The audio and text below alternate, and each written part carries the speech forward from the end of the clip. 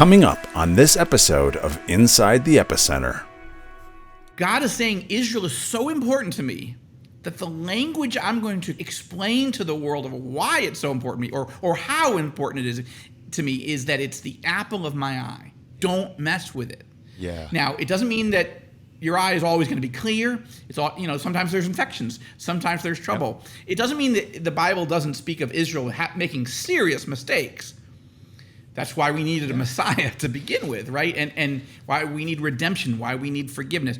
But the apple of my eye, God is saying, this is super central to who I am as the God of the universe. And it's super important and it's super sensitive. And he goes on to call himself the God of Israel. Yeah. So I think it's important. And I think that Christians understandably want to be fair. And that means, well, does God only love Israel? No. But he really loves Israel. And he's using language from Genesis to Revelation about how much he loves Israel.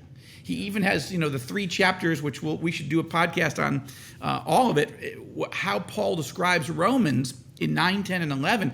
He's explaining to the Gentile church, look, I get it, you're not Jewish.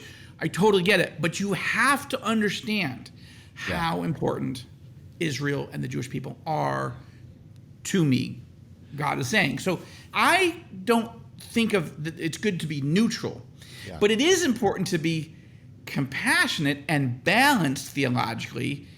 There is a special place in God's heart for Israel, but it's not exclusive.